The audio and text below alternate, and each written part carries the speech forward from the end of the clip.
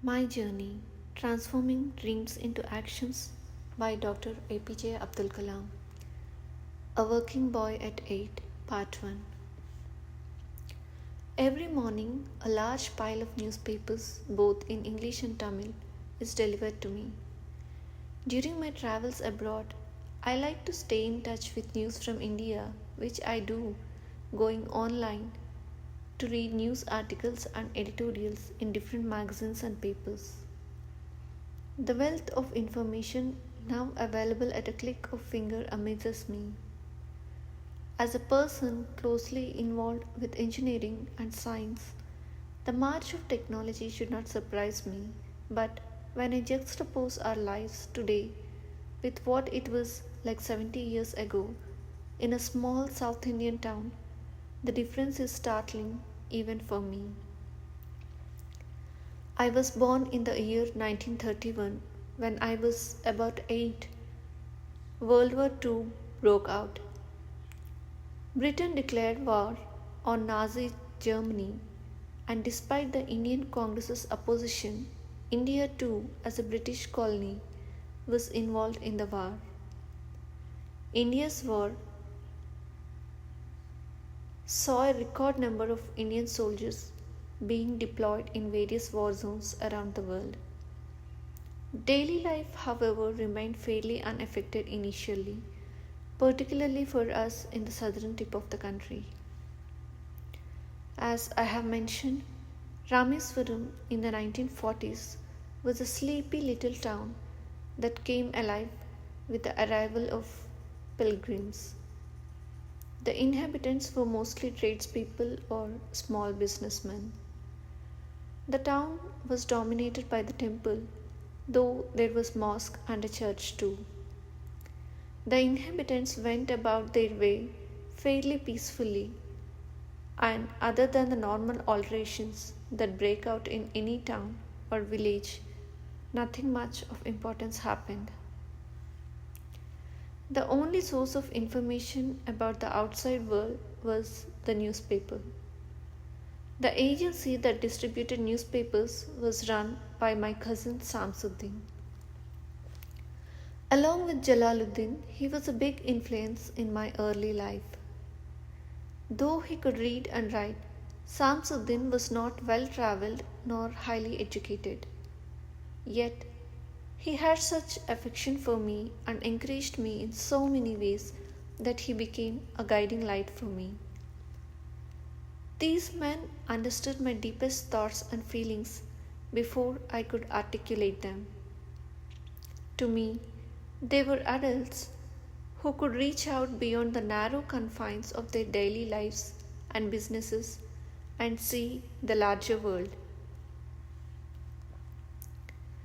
Samsuddin's newspaper distribution agency was the only one in Rameswaram. There were about 1,000 literate people in the town, and he delivered newspapers to all of them. The papers carried news about the independence movement that was heading towards a crescendo at the time. These news items would be read and discussed with great gusto among everyone. There would also be the news from the war front about Hitler and Nazi army. Of course, there were many mundane matters too, like astrological references or billion rates, which were consulted with utmost interest. The Tamil paper Dinamani was the most popular of all these papers. The way the papers reached Rameswaram was quite unique. They came by morning train and were kept at Rameswaram station. From there, they had to be collected and sent to all the subscribers. This was Samsuddin's business and he managed it effortlessly. However, as the World War II raged, we no longer remained isolated from the world, and it affected my life and the newspaper delivery business in a strange new way.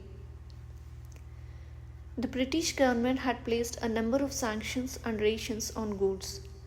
Something like a state of emergency now prevailed in the country. Our large family felt the difficulties acutely.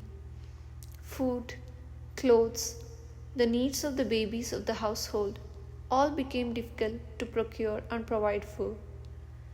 In our family, there were five sons and daughters, and as well as my father's brothers' families. My grandmother and mother had to stretch every resource to the utmost to keep everyone fed, clothed, and in good health. As the difficulties of the war started affecting us, Samsuddin came up with a proposal that excited and delighted me tremendously. One fallout of the condition was that the rail stop at Rameswaram station had been done away with. What would happen to our papers then? How were they to be collected and then distributed to all the people of the town who were looking forward to their daily dose of news? Samsuddin found a way out. The papers would be kept ready in large bundles. As the train chugged down the Rameswaram Dhanushkodi track, they would be flung out onto the platform, and that is where I came in. Samsuddin offered me the enjoyable job of catching these bundles of papers being thrown from the moving train and then taking them around town for distribution. My enthusiasm knew no bounds. I was only 8, but I was going to contribute in a meaningful way to the household income. For many days, I had noticed the amount of food on my mother's and grandmother's plates becoming lesser and lesser as they divided the portions between all of us. The children were always fed first, and I don't remember any of us ever going hungry. Obviously, the women were compromising on their nutrition for us. I agreed to Samsuddin's offer.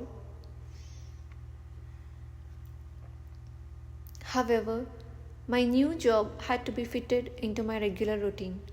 My studies and school had to continue as before, and the delivery business had to be accommodated amidst all these other activities.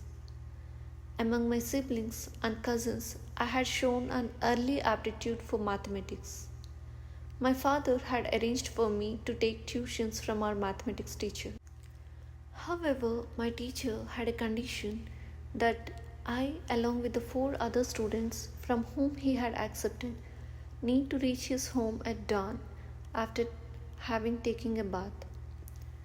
So, for a year, which was the duration of the tuition, I started my day while it was still dark outside, with my mother shaking me awake. She herself would have risen before me and got my bath ready. She would then help me bath and send me on my way to my teacher's home.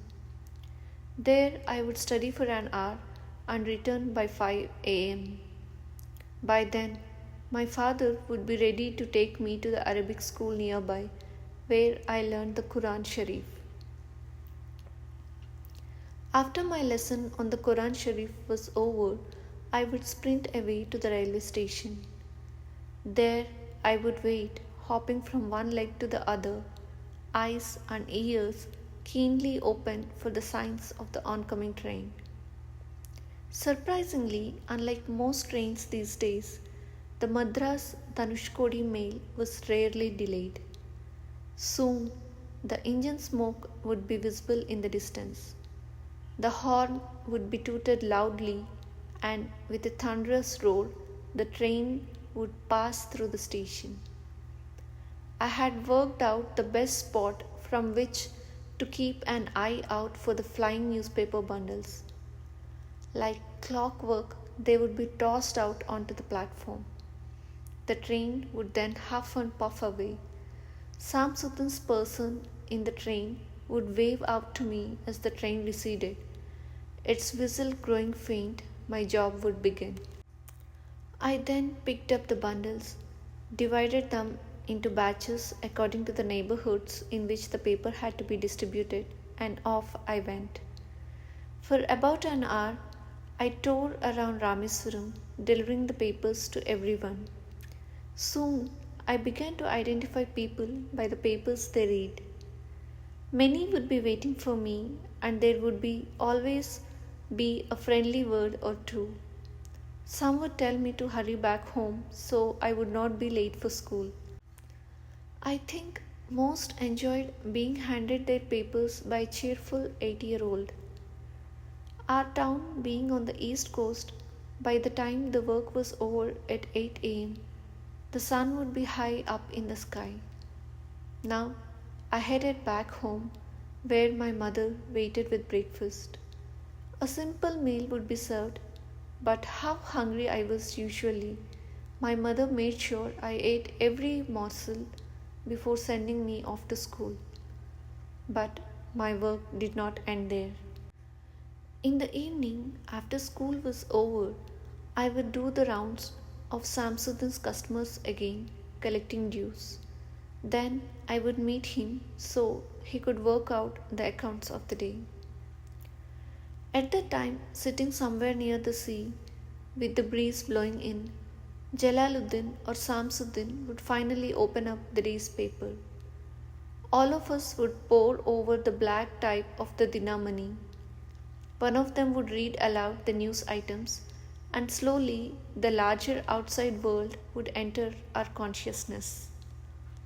Gandhi, Congress, Hitler, Periyar E.V. Ramaswamy, their words and exhortations would hang in the evening air. I would trace the photos and words with my fingers, wondering what it must be like to be out there in the larger world with all of them. Maybe I thought to myself, one day I would go to big cities like Madras, Bombay, and Calcutta. What would I say if I ever got to meet people like Gandhi and Nehru? But such thoughts were soon interrupted by the calls of my playmates and then for dinner. There was homework to be done, and even an 80-year-old has only that much energy to spend. By 9 p.m., I would be fast asleep, as the next day more studies and the life of a working man lay in store. This routine continued for about an year. In that 1 year of running around with the papers, I grew taller and browner. I also learned that I could now judge quite accurately the distances I could cover at a sprint with a bundle of papers in my hand, and hence could time my arrival at various localities at the same time every day. I could calculate in my head the amount owed to Samsuddin by each of his subscribers and could reel off the names of those who had not paid up that day. Mostly, I learned that to be a working man meant you had to be up and ready to face the day, whatever else may happen to you. Homework, tuition, prayers, all carried on, but the Madras Dhanushkodi mail would not wait for me. I had to be present at the station at the correct time and at the correct point to catch the bundles as they came flying in. It was my first brush with taking up a responsibility and seeing to it that I kept my word to my cousin Samsuddin no matter what. It was also a most enjoyable time and I loved every moment of it, notwithstanding the intense tiredness every night. My mother often fretted at my taking up this additional work and the toll it was taking on me. But I shook my head and smiled at her, knowing that my earnings were somehow helping us all and that she was secretly proud of me for having taken on the role of a working man at the age of 8, kept me going with a smile on my face.